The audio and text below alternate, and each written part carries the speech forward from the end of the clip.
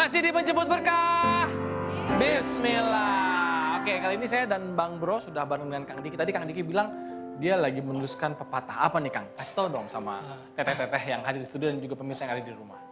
Oke, Bang Temi, ada pepatah Arab yang berbunyi fahmus su'al nisful jawab, yang artinya memahami suatu permasalahan adalah sebagian dari jawaban.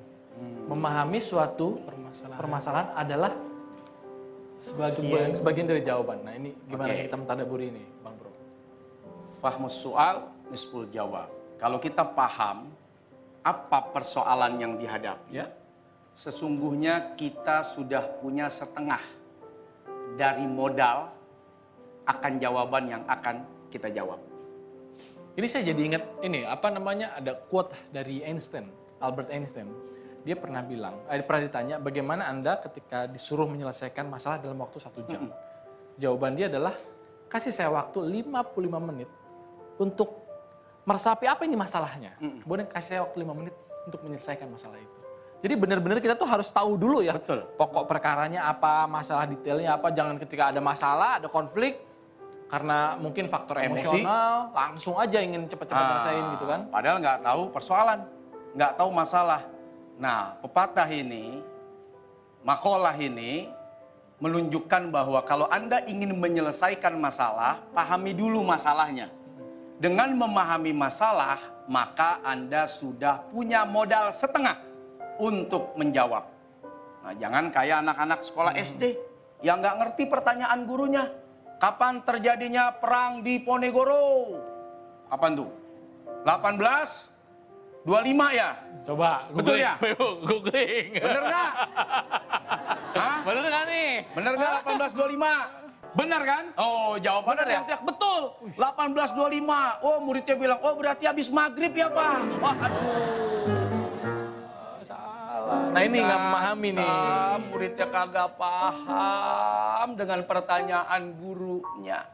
Bahwa mendengarkan, mengamati, melihat, memahami persoalan itu penting. Sehingga nanti jawabannya tepat, jawabannya benar, jawabannya pas.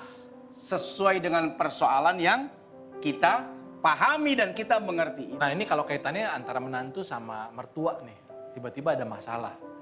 Kadang-kadang kan ini dua hal yang sulit dipahami atau mungkin sulit saling memahami lah. Mertua kadang-kadang susah untuk memahami menantu ataupun sebaliknya nih. Jadi enaknya gimana tuh Bang Bro? Iya, karenanya penting seseorang itu mengkomunikasikan. Tadi saya udah kasih modal tuh yang pertama. Kalau kita rada tidak suka sama menantu, maka jangan langsung tembak menantunya, tapi lewat anak kita. Kalau kita tidak suka dengan mertua, jangan langsung tembak mertua kita. Pasti urusannya berantem. Itu bukan cuman kebakar, pom bensinnya meledak. Waduh.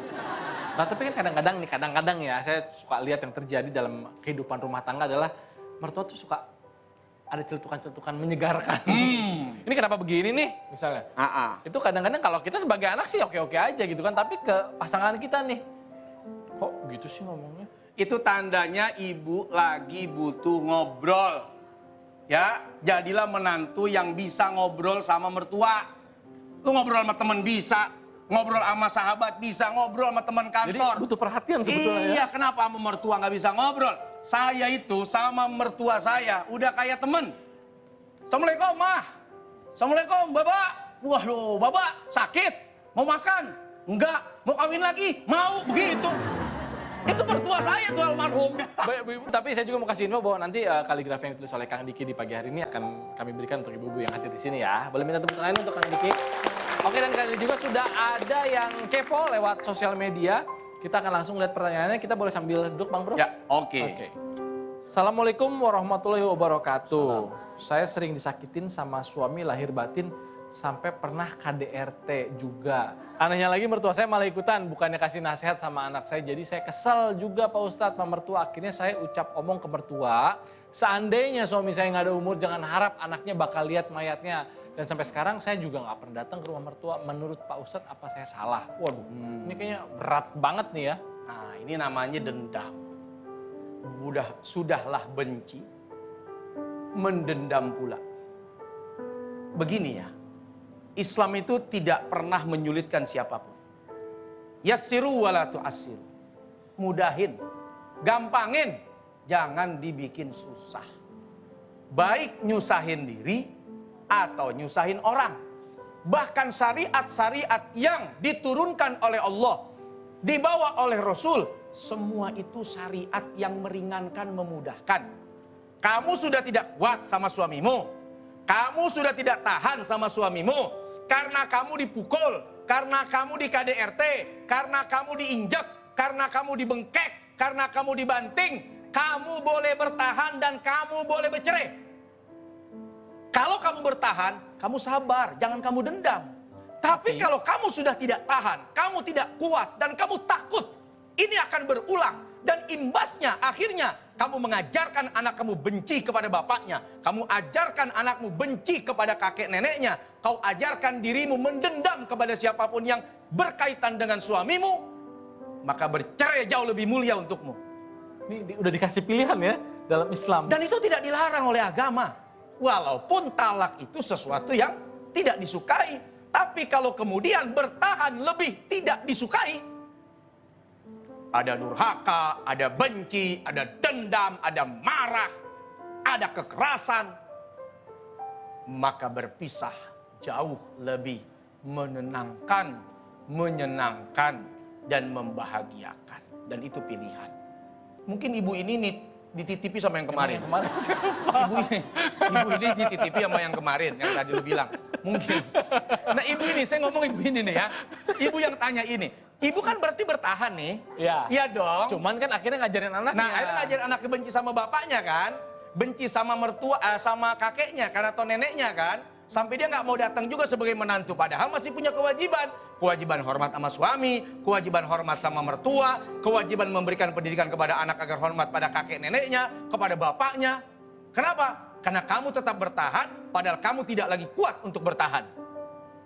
Kenapa kamu tidak memilih jalan untuk berpisah? Dan itu dibolehkan. Nah, ini pertanyaan ibu ini. Kita lihat aja nanti bagaimana cerita dan beritanya. Terdamai lagi, ya kan? Ibu ini, kamu kenal sama ibu ini? Enggak. Oh, kamu tahu kan sih, Tem? Emang yang tadi siapa sih, Bu? Nggak tahu ya. Oke, kalau gitu kita break dulu ya. Jangan kemana-mana, tetap di Penjemput Berkah. Bismillah. Nah cukup kasih tahu lakinya, Bang, abang pergi dah ke rumahnya anu warung Pomumun. Siapa aja yang ngutang di warung Pomumun? Kan dia sebut tuh, mak lo yang ngutang. Ibu tetap jaga rahasia, tapi Kebenaran terungkap. nah begitu ya.